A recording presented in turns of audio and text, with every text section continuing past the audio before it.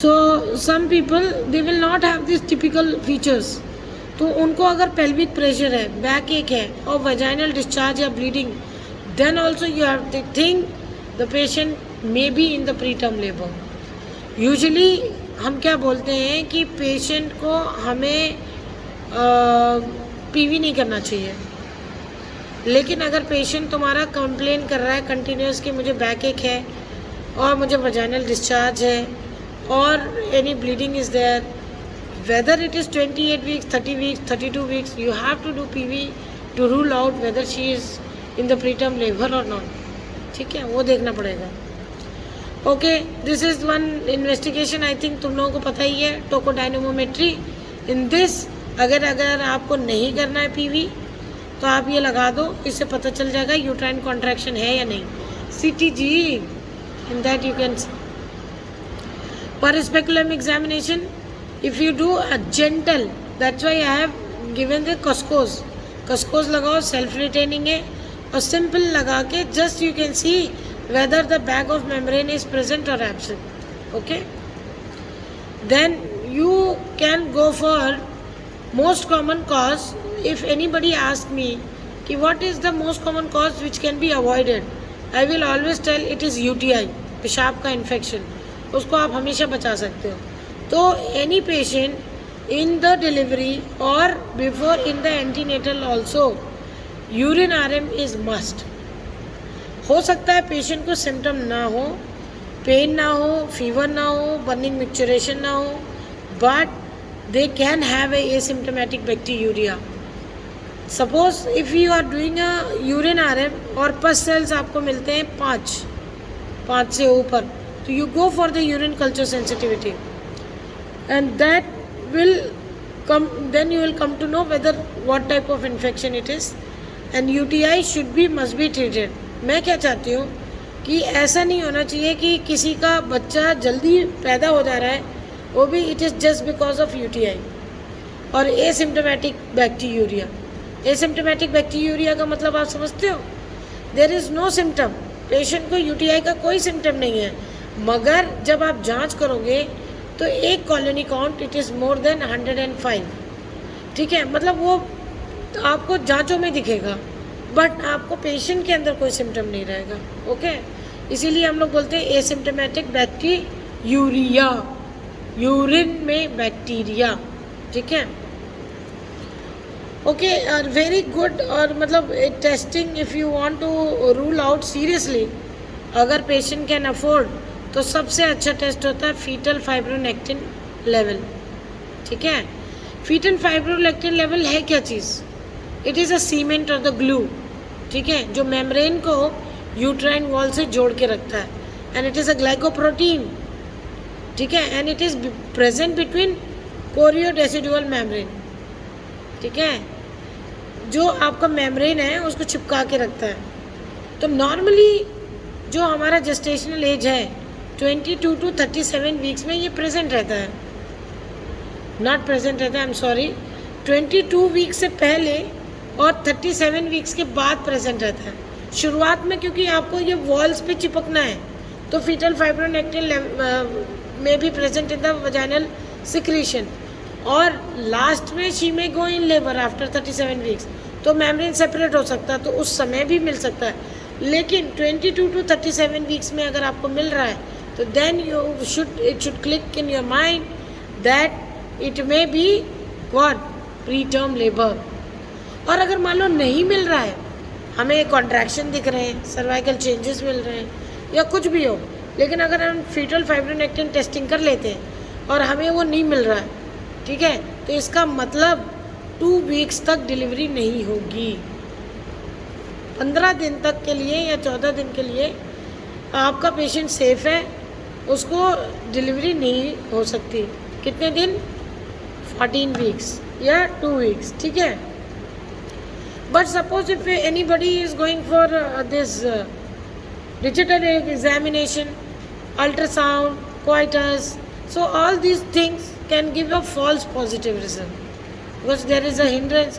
Unnecessary PV, coitus है, ultrasound probe है, तो उसके वजह से हो जाता है. Now to to tell whether fibronectin is a positive और नहीं है पॉजिटिव, तो कैसे होना चाहिए, इसका लेवल कितना होना चाहिए कि हम बोले कि fibronectin is positive. It should be more than 50 mg/ml. And अगर पेशेंट आपका है और उसको फीटल फाइब्रोनेक्टिन जो ये ग्लाइकोप्रोटीन है वजाइनल सिक्रेशन में 50 mg/ml से ऊपर है और सर्वाइकल लेंथ 2.5 सेंटीमीटर से कम है, तो 100% patient is in the preterm labour. Okay, so we are diagnosing. तो one of the diagnostic thing is this. Some people they say it should not be done in case of vaginal bleeding, rupture membrane, intercourse, vaginal examination और ultrasound. The same thing what I have told you people. ये चीज़ें नहीं करना चाहिए because in this you may get a false positive result.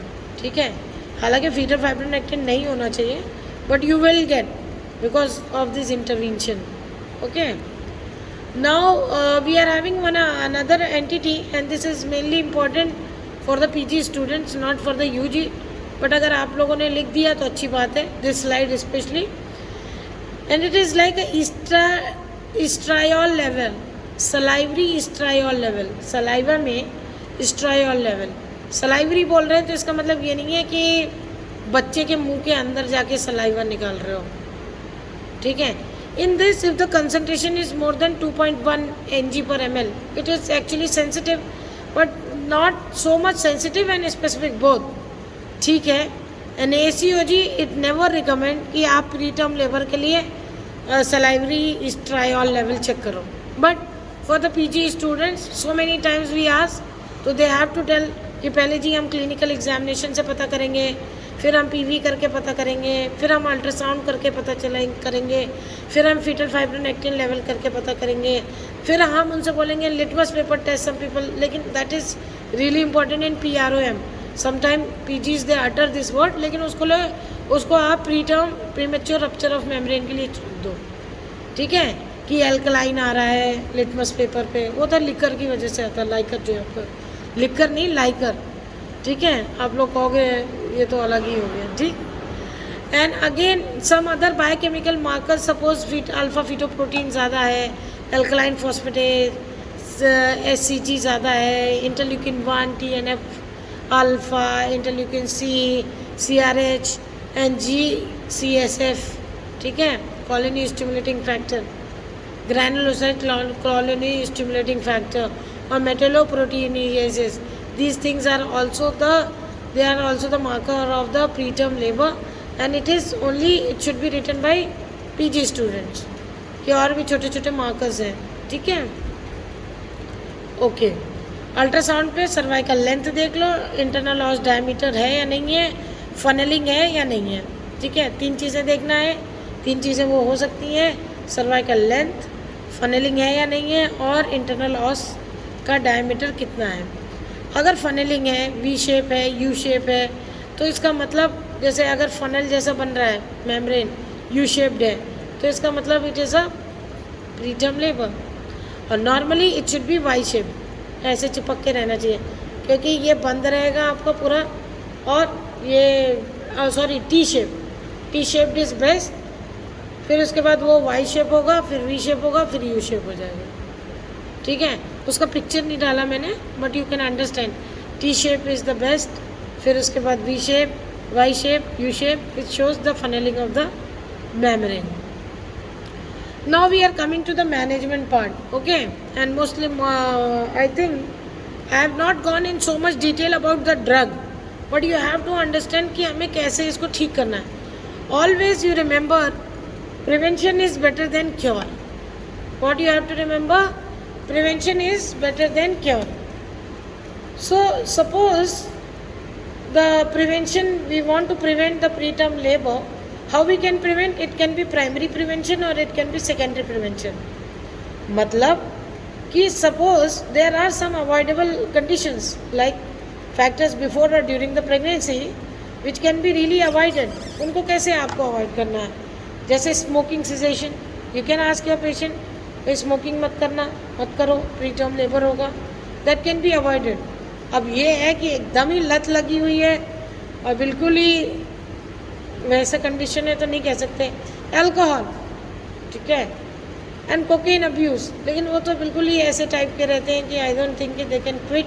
But smoking के लिए I think you can ask your patient कि if you are having a habit of smoking तो you please quit. अब मेरी in my this career I have now become the professor. ठीक है, professor in gynae department. I think it is being a professor also it is 2 years is completed. But till now I have never seen a patient in my life who is coming and telling that I smoke or I take alcohol. आज तक मुझे कोई patient मिली नहीं, क्योंकि most of the time they must be hiding. Off the fan please Sudha, off कर दो please fan. Then nutritional counselling you can do. You can ask the patient please eat good food and hygiene that you can tell. ठीक है, drink lots of water, avoid UTI, इतना तो कर सकते हो आप लोग. and suppose a working lady is there or some laborer class is there and she is doing a stressful exercise या जॉब करती है, तो वो आप उनको बोल सकते हो कि भाई you take rest. इसीलिए हम लोगों ने क्या बोला है, 2 hours in afternoon and 8 hours in night the pregnant patient should take rest, or they should sleep 8 hours in night and 2 hours in afternoon. sleep तो नहीं कर पाएगा अगर किसी को नींद नहीं आ रही, तो you can tell that they have to do. Students, are you getting what I am teaching you people?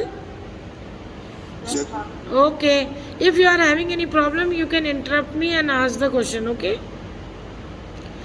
now secondary prevention. Secondary prevention means what? Early identification of the pregnant woman at risk of the preterm labor. You identify them and help them to carry out their pregnancy. जैसे self measurement of the vaginal pH.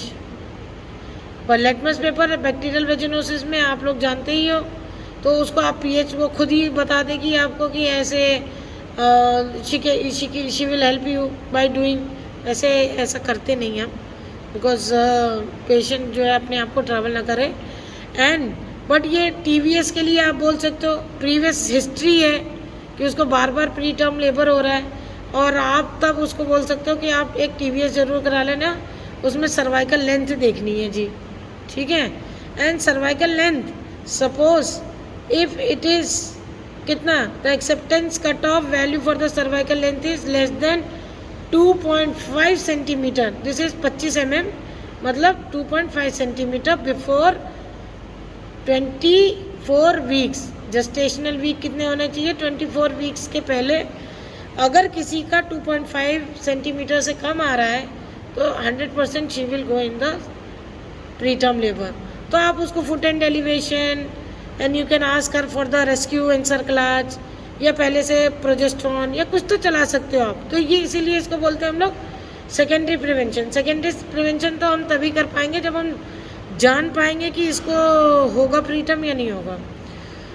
Then the third point is encerclage and complete closure of the birth canal. वो same thing, यानी cervical एनसर्क्लाज.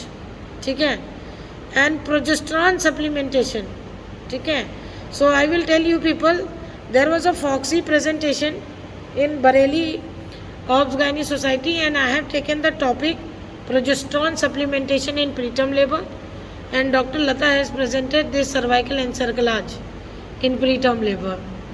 तो मेरा topic उनसे पहले था और उनका मेरे बाद. अब मेरे कहने का क्या मतलब है, आप लोग समझ गए क्या? इसका मतलब encerclage you have to think last. ठीक है, एंड पहले ड्रग्स के बारे में देखते हैं.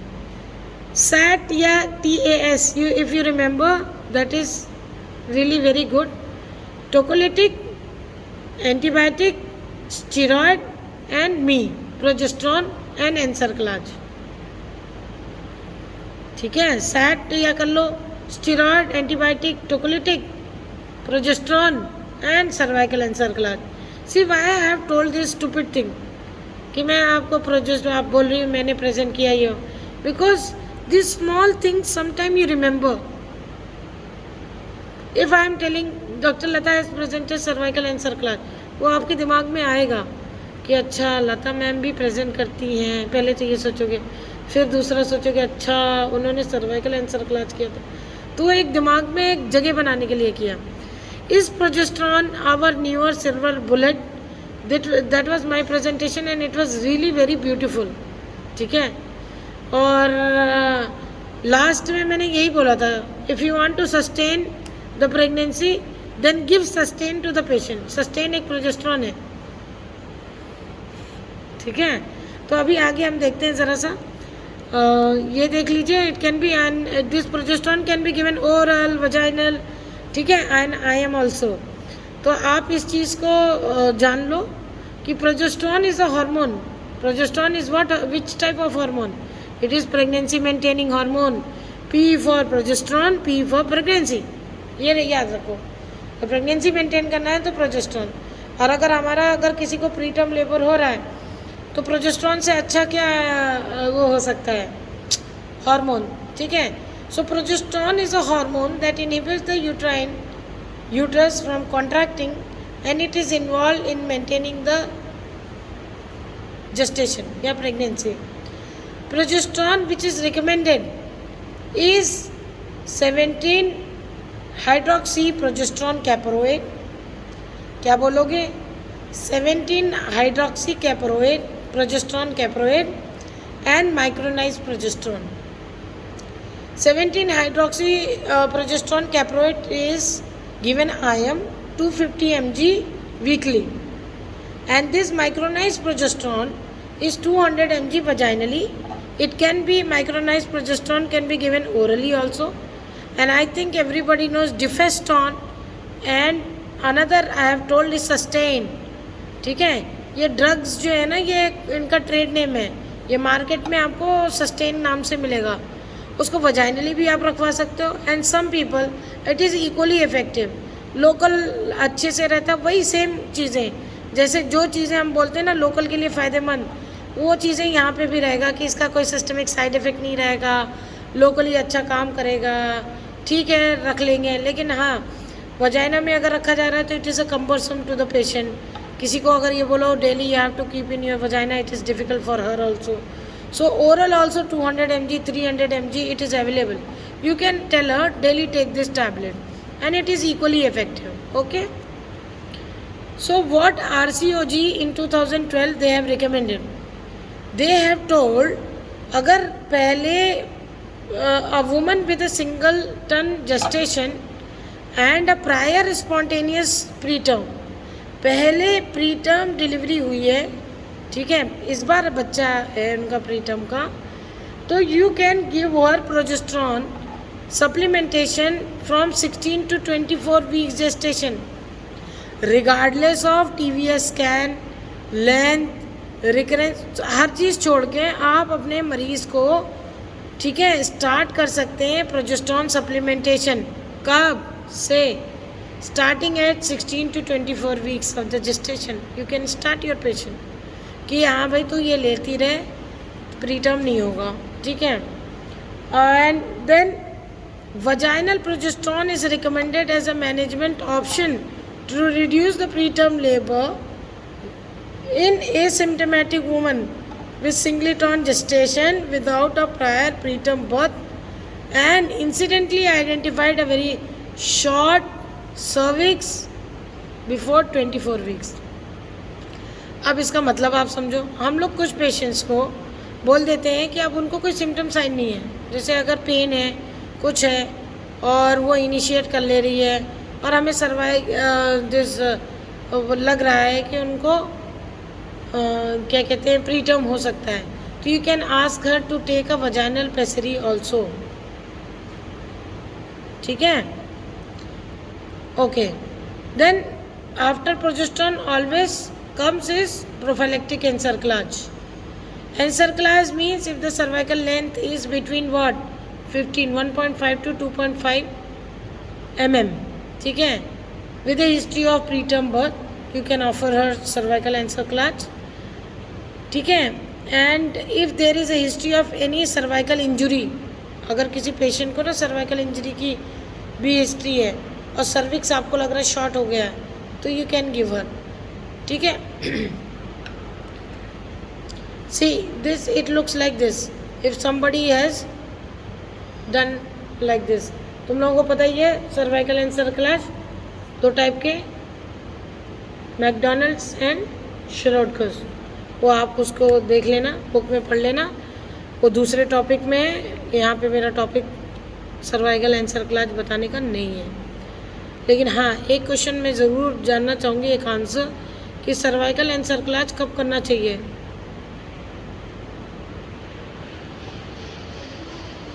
जैसे प्रीवियस प्रेगनेंसी में लॉस हुआ उसका 24 वीक्स में, तो इस बार अगर मुझे एनसेफेलाइटिस करना है तो मुझे कब करना है? 1 week prior to this minimum, ठीक है। And some people they say because the congenital anomaly scan जो हम लोग करते हैं, जो भी आपका ऐसी चीज़ें हैं, टर्मिनेशन के पहले 12 वीक्स, उसके बाद हमें पता चलने लगता है बच्चे में कोई प्रॉब्लम है या नहीं। तो उससे पहले अगर थ्रेटेंड अबॉर्शन वगैरह में या उस सब चक्करों में कर रहे हो आप, सर्वाइकल एनसेफेलाइटिस या रिकरेंट प्रेगनेंसी लॉसेस में कर रहे हो, तो यू हैव टू थिंक कि हमें पहले उसको कंजेनाइटल एनॉमली रूल आउट कर लो, ठीक है, उसके बाद ही एनसेफेलाइटिस करो। बिकॉज पता चला बेबी इज कंजेनाइटली मालफॉर्म और समथिंग लाइक दैट, और आप एनसेफेलाइटिस भी करो, तो उससे तो कोई फ़ायदा नहीं होगा ना। तो आप ये फिर से देख लो भाई, वही सेम चीज़ है कि हिस्ट्री है प्री टर्म का, तो आप 17 हाइड्रोक्सी प्रोजेस्टेरोन कैप्रोवेट दे सकते हो। I M vaginally also you can give TV, ये जो TVCL है ये trans vaginal cervical length every 14 day में, हर 2 हफ्ते में देखते रहो, फिर 1 हफ्ते में देखते रहो। अगर आपको लग रहा है कि 2.5 सेंटीमीटर से कम, पहले 3 सेंटीमीटर था अब 2.5 सेंटीमीटर हो गया या ऐसे, तो यानी कम हो रहा है, तो you go for the encephalitis also, ठीक है। And you have to continue the progesterone after giving cerclage also, okay. See suppose अब तो ये सारी चीज़ें प्रिवेंशन थी कि हमने प्रोजेस्टेरोन दे दिया, हमने उसे पहले खूब समझाया, UTI से बचाया, इससे बचाया, उससे बचाया, फिर हमने डायग्नोज कर लिया कि हाँ भाई इसको चांसेस है या नहीं है, रिस्क फैक्टर देख लिया, प्रोजेस्टेरोन और एनसेफेलाइटिस कर दिया। लेकिन अब क्या करें, पेशेंट फिर भी अगर आपकी कोई आती है और वो प्रीटर्म लेबर में चली गई, तब आप क्या करोगे? You have to inhibit the uterine contraction by giving the tocolytic, ठीक है। तब हमारा सेट आ जाएगा, steroid, antibiotic and tocolytic. Management तो यही है एक्चुअली। तो अगर टोकोलिटिक हम दे रहे हैं तो यूट्राइन कॉन्ट्रैक्शन को रोकने के लिए, एंटीबायोटिक दे रहे हैं तो इन्फेक्शन को रोकने के लिए, और steroid for the lung maturity. और एक चीज़ जो कभी नहीं भूलना है वो क्या है? Magnesium sulphate, which acts as a tocolytic as well as it is a neuroprotective, ठीक है। Neuroprotection from 24 to 32 weeks you can give your patient this magnesium sulphate. कैसे देते हैं हम लोग? 4 grams followed by 1 gram per hour, वो मैं आगे देख लूँगी। And you have to give the bed rest and hospitalisation. अब पेशेंट आई, आपने उसको एडमिट कर लिया, बेड रेस्ट दे दिया, फिर उसको अगर कॉन्ट्रैक्शन ज़्यादा है तो टोकोलिटिक दे सकते हैं आप, ताकि वो कॉन्ट्रैक्शन रुक जाए। और ये टोकोलिटिक का रोल क्या होता है? टोकोलिटिक से आपको कोई प्रीटर्म पूरी तरह से नहीं रोकना है या रुक जाए, ये तब तक रोकना है till you give the steroid. Steroid दे दें हम उसे, यानी डेक्सामेथासोन या बीटामेथासोन दे दें, ताकि फीटल लंग मैच्योरिटी हो जाए, तब तक हमें टोकोलिटिक देना है, ठीक है। And it allows in utero transfer to the appropriate facility. जैसे अगर मैं गांव में बैठी हूँ और मुझे अपने मरीज़ को भेजना है दिल्ली, ठीक है, या बरेली सिटी में, तो मुझे उसको टोकोलिटिक दे के यूट्राइन कॉन्ट्रैक्शन रोक के स्टेरॉयड लगा के तब बरेली भेज दो, जिसके पास NICU वगैरह बढ़िया मेंटेन है, जिसके पास CPAP, BiPAP, बच्चे का वेंट, सब कुछ है अवेलेबल, तो वहाँ भेजना चाहिए। What are the contraindications where you cannot give this tocolytic? Labor is too advanced, IUD, fetal anomaly, suspected fetal compromise, placental abruption, suspected infection, or if the patient is hypotensive. Because if you give the tocolytic, BP और fall होता है, respiratory rate बढ़ता है, इसलिए अगर तुम्हें कोई BP दिख रहा है कि किसी बंदी का 90 से कम है तो उसे मत दो आप, ठीक है। Relative contraindication, some people they say अगर प्री एक्लेम्पशिया और प्लेसेंटा प्रीविया है तो you allow the delivery, why you want to hinder, तो they are the relative contraindication. Tocolytics, there are so many tocolytics including alcohol. अब लेकिन मैं ये तो नहीं कह सकती कि ठीक है तुझे दर्द हो रहा है तो तू एल्कोहल ले ले और पी के मस्त हो जा, ठीक है, ऐसे तो नहीं बोल सकते हम। Alcohol is also tocolytic, you know, it's very important to know. And magnesium sulphate I have told already, which is neuroprotective also and tocolytic also, but you have to remember neuroprotection you have to give till 24 weeks के बाद और 34 weeks से पहले, ठीक है। Calcium antagonist like nifedipine, oxytocin receptor antagonist atosiban, nitrous oxide donor nitroglycerin, beta mimetic terbutaline ritodrine and magnesium sulphate, ठीक है। There are so many tocolytic drugs which you have to remember, ठीक है। तो आपका एक ritodrine, terbutaline, magnesium sulphate, nitroglycerin, nifedipine, ये सारे जो हैं यूट्राइन कॉन्ट्रैक्शन को रोकते हैं। कैल्शियम चैनल ब्लॉकर जो है वो कैल्शियम को रोकता है। कैल्शियम आपको मालूम है, कैल्शियम कैलमोडिलिन कॉम्प्लेक्स के साथ मिलकर यूट्राइन कॉन्ट्रैक्शन, कोई भी कॉन्ट्रैक्शन बिना कैल्शियम के नहीं हो सकता, तो वो कैल्शियम को अगर रोकता है तो निफेटिपिन कैन बी यूज। अच्छा, इन सब में अगर कोई पूछे कि सबसे मस्त कौन सा है तो आप बोलोगे nifedipine for the uterine contraction. But क्या मैग्नीशियम सल्फेट ज़रूरी नहीं है, अच्छा नहीं है? इट इज़ इक्वली इफेक्टिव, मतलब अच्छा है यूट्राइन कॉन्ट्रैक्शन के लिए। न्यूरोप्रोटेक्टिव ऑल्सो है, it's also there, but for the contraction nifedipine 20 mg बढ़िया है बिल्कुल। And first choice is nifedipine and atosiban. Atosiban क्यों सबसे बढ़िया है भाई, फर्स्ट ड्रग ऑफ चॉइस है, क्यों? क्योंकि it is a oxytocin antagonist और बिल्कुल उसी की तरह मॉलिकुलर स्ट्रक्चर वगैरह उसी की तरह है, ठीक है। Now I have already told you people neuroprotection by giving this magnesium sulphate, 4 grams loading dose followed by 1 gram per hour for 12 hours you have to give, ठीक है। एंड मोस्टली 24 से 32, ठीक है। Steroid, that is corticosteroid, it is very useful because it is going to help you in the lung maturation के लिए बहुत helpful है। कैसे देना है? 2 तरह के स्टीरॉयड्स हैं, एक तो हमारा बीटामेथासोन है और एक डेक्सामेथासोन है। बीटामेथासोन 2 डोज ही देना है, डेक्सामेथासोन 4 डोजेस देना है। जो बीटामेथासोन है वो 12 mg देना है 24 आवर्स अपार्ट, 24 घंटे, एक 12 mg अब दे दिया, 24 आवर्स के बाद फिर 12 mg दे दिया। दूसरा एक हमें देना है dexamethasone 6 mg every 12 hourly, 4 dose देना है, 6 mg देना है आपको।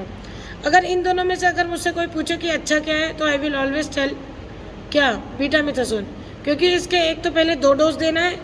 Not only this, again very very important advantage that it does not causes a ventricular leukomalacia, जो बच्चे के ब्रेन में स्टेरॉइड ज़्यादा होने की वजह से हो जाता है, that is ventricular leukomalacia is less with the betamethasone, तो that is really very very important. अब ये स्टेरॉइड करता क्या है? ये टाइप 2 नीमोसाइड लंग्स में जाएगा, जो टाइप 2 नीमोसाइड्स हैं उनको स्टिमुलेट करेगा और सर्फेक्टेंट प्रोडक्शन कराएगा ताकि हमारा लंग्स कोलैप्स ना हो और बच्चे को सांस लेने में फ़ायदा हो। दूसरा, it even accelerate the fetal intestine maturation, उसको भी अच्छा हेल्प करता है, तो इंटेस्टाइन्स जल्दी मैच्योर होंगे तो गंदगी जल्दी बाहर जाएगी। Then we are having antibiotic, you have to give antibiotic and you should always keep in your mind. Then कोई भी पेशेंट है तो हमें उसको GBS के लिए ज़रूर स्क्रीन करना चाहिए, ग्रुप बीटा स्ट्रेप्टोकोकाई, जो कि डेंटल इन्फेक्शन से भी हो सकता है, ठीक है। और you have to give antibiotic, appropriate antibiotic most of the time, जैसे हम PROM में बोलते हैं, ampicillin, erythromycin, these are the drug of the choice which you can give in this, okay. हाँ, in case of suspected chorioamnionitis, जैसे हमें लग रहा है कि अब इन्फेक्शन हो गया है, कोरियोअमनाइटिस हो गया है, तो C रिएक्टिव प्रोटीन, आजकल तो शायद मुझे लगता है सारे ही डॉक्टर, सारे स्टूडेंट, सबको पता है, क्योंकि कोविड में बहुत C रिएक्टिव प्रोटीन ये होता क्या है, ये इन्फेक्शन देखने के लिए करते हैं हम। अगर मान लो उसका वैल्यू लेस देन 0.9 mg/dl है तो you have to continue the expected management. लेकिन वैल्यू 0.9 to 1.6 है तो इसका मतलब क्या है, repeat after 12 to 24 hours depending on the clinical situation. लेकिन अगर सी रिएक्टिव प्रोटीन 3-4 mg/ml है तो certainly it is a indicative of infection. 0.9 से कम है छोड़ दो, भूल जाओ, यानी नॉर्मल है। 0.9 से 1.6 है तो इसका मतलब सस्पेक्टेड हो गया, और अगर 3-4 है तो इसका मतलब 100% इन्फेक्शन है। So last slide of my presentation is rescue encephalitis RCOG 2012. What they have told, the decision to place a rescue suture should be individualized. ऐसा नहीं कि जिसको मन किया उसको उठाया और सर्कलाज दे दिया, ठीक है। Taking into account of gestation at the presentation, as even with the rescue and सर्कलाज, the risk of severe preterm delivery and neonatal mortality and morbidity remains high. ऐसा नहीं है जी कि आपने रेस्क्यू एंड सर्कलाज कर दिया तो सब आप प्रॉब्लम से सॉल्व हो गए। Insertion of rescue and cerclage में delay the delivery by further 5 weeks on average compared with the expected management. जैसे बेड रेस्ट अलोन, किसी एक लेडी को हमने कह दिया कि आप जो है बेड रेस्ट करो जी प्री टर्म से रोकने के लिए, और किसी को एनसर्कलाज कर दिया तो बहुत ज़्यादा नहीं फ़र्क आता, 5 weeks है, बढ़ सकता है आपका time. It may also be associated with a 2-fold reduction in the chances of delivery before 34 weeks. ठीक है। However, there are only limited data to support an associated improvement in the neonatal morbidity and mortality. मतलब ये है कि जी हम इतना कर तो रहे हैं, रेस्क्यू एंड सर्कलाज दे रहे हैं, ये कर रहे हैं, but whether it is going to reduce the mortality और मॉर्बिडिटी, बच्चे को बचा रहा है या मरने से बचा रहा है या जैसे हाइपोग्लाइसीमिया से बचा रहा है या IBS से बचा रहा है, वो सब कह पाना बहुत मुश्किल है। Advance dilatation of the cervix, that is active labour, the patient going in active labour is 4 centimeter या उससे ऊपर, और membranes are collapsed beyond the external loss, appears to be associated with a higher encirclage failure. Some people or some patient they will tell you, madam cerclage कर दीजिए, हम बहुत परेशान हैं, कर दीजिए। और आपने ये देख लिया कि जैसे मेरे पास एक पेशेंट आई थी, she came to me and she was 3 centimeter dilated, and now I was thinking and scratching my head, क्या मैं इसको एनसर्कलाज डाल दूँ क्या, ठीक है। 6 months मतलब 26 weeks ऑफ प्रेगनेंसी। अच्छा, जब तक मैं सोच ही रही थी, she went in labour and expelled the product. तो I think when it is membrane, वो अगर आप उसको परिस्पेक्युलम करोगे ना तो बहुत अच्छे से वो मेम्ब्रेन दिखता रहता है। तो उसमें एनसर्कलाज के बारे में मैं ये सोची थी कि मैं उसको खर्च बताऊं कि भाई तुम्हें ऐसा ये कराना है प्रोसीजर, उसके इतने खर्च होंगे, पर before I will come to the मतलब I was able to take the decision, या वो इतना लेट हो गया, she was having a good contraction, तो शी एक्सपेल्ड द प्रोडक्ट। तो it has to be individualize. I think अगर उसको, मैं ये सोचती हूँ कि अगर उसको दर्द नहीं होते तब भी अगर थोड़ा डायलेटेड होता तो शायद मैं ज़रूर ट्राई करती, ठीक है। So with all these things, with all this little information about the pre term labour, I just want to thank you all.